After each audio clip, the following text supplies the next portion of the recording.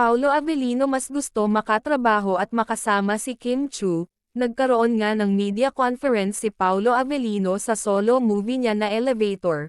Mapapansin na hindi siya tumabi kay Kylie Verzosa na kasama niya sa pelikula. Sa gitna nga ng panayam hindi nakalimutan ng media tanungin kung sino ang mas gusto niyang kasama. At wala nga pag-aalinlangan na sumagot agad si Paolo na si Kimi na lang, dahil masaya daw itong kasama. Dugtong pa ni Paolo. Nagsigawan ang lahat sa naging sagot ni Paolo. Hindi rin ito nakaligtas sa mga netizens. Anila ibig sabihin daw ba nito gusto niya lagi kasama si Kim Chu? Kilig na naman ang madlas sa mga naging sagot na ito ni Paolo Avellino.